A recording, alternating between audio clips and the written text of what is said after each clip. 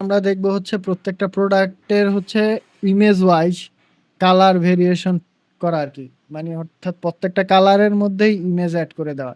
তো এর জন্য যেহেতু প্রত্যেকটা প্রোডাক্টের আলাদা আলাদা হচ্ছে ডিজাইন, তো সেক্ষেত্রে আমার প্রত্যেকটার জন্য আলাদা আলাদা আগে অ্যাট্রিবিউট ক্রিয়েট করে নিতে হবে। তো এর জন্য আমরা এই যে প্রোডাক্টস থেকে অ্যাট্রিবিউটে ক্লিক করব, তারপর এরকম আসবে। এবার এই অ্যাট্রিবিউটে এখন যেমন বাই এনি চান্স আমরা হচ্ছে যে আচ্ছা একটা প্রোডাক্ট ধরি, আমরা একটা প্রোডাক্টের নাম যেমন এটাই আমরা ধরি, যেমন এটার হচ্ছে ৪-৫টা আমরা ধরে নিলাম, এটা ৪-৫টা ইমেজ। তাহলে আমরা এটা নাম দিলাম বিনবোর্ড ব্ল্যাক। আচ্ছা বিনবোর্ড কালার, এতটুকু লিখবো মনে রাখার জন্য যে এই এই এই ঘড়িটার জন্য বিনবোর্ড 25 ইয়ার জন্য হচ্ছে আমরা এই অ্যাট্রিবিউটটা ক্রিয়েট করতেছি কালার। ওকে, যা আছে তাই এখানে যা আছে।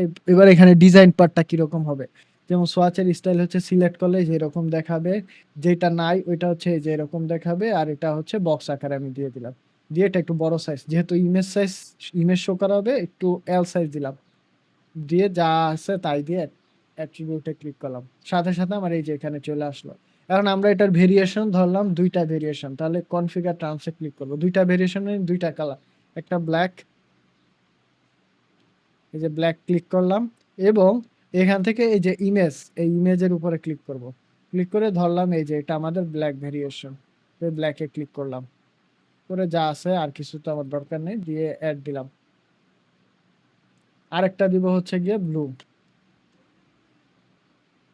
আপলোড করলাম, এই ব্লুটা দিলাম, দিয়ে ইউজ দিস ফাইল দিলাম, শেষ। আমার কিন্তু অ্যাট্রিবিউট ক্রিয়েট করা হলো। এবার আমরা একটা নতুন প্রোডাক্ট ক্রিয়েট করব ধরলাম, তাহলে অ্যাড নিউ প্রোডাক্ট, প্রোডাক্ট থেকে অ্যাড নিউ প্রোডাক্ট। এবার আমরা ওই যে বিভিন্ন বিডি যেটা দিছিলাম ওই প্রোডাক্টটা ক্রিয়েট করি আর কি। তো আমি এটা হচ্ছে কপি করে এখানে বসাইলাম, না বসানো হয়নি তো, বসাইলাম। তো বাদ বাকি এখন যেহেতু এটা আমার ভেরিয়েশন প্রোডাক্ট, এখান থেকে আমরা ভেরিয়েবল প্রোডাক্ট এখানে অবশ্যই ক্লিক করতে হবে, তাহলে আমাদের ভেরিয়েবল হয়ে যাবে। তারপর আমার কাজ হচ্ছে অ্যাট্রিবিউটে ক্লিক করা। এখান থেকে আমরা নিব কি কালার নিব, তো আমরা এখানে সিলেক্ট করবো, এই যে আমাদের ড্রপ ডাউনে চলে আসছে এটা।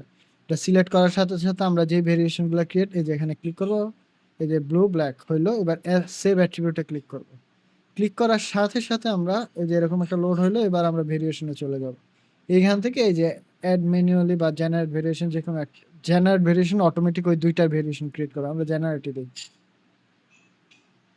এই যে দুইটার ব্ল্যাক এবং ব্লু। তাহলে আমরা এই যে ব্ল্যাকে যাব, ব্ল্যাকে গিয়ে ব্ল্যাকের যে কালারটা এখানে সিলেক্ট করে দিতে পারি, সরি এটা না এটা।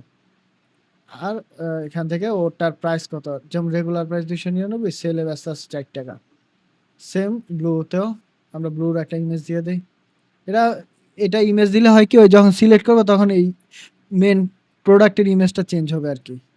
বাট আমরা কিন্তু আগে ওইটা দিয়ে দিছি। তো এই সব হইলো, এখানে সেভ চেঞ্জেস দিলেও হবে বা এখান থেকে পাবলিশ দিলেও হবে। তবে আমি এবার এখন প্রিভিউটা দেখাই। এই যে প্রিভিউতে কিন্তু আমার এই যে ভেরিয়েশনে ইমেজগুলো দেখাচ্ছে, যেমন আমি এই যে ব্ল্যাক সিলেক্ট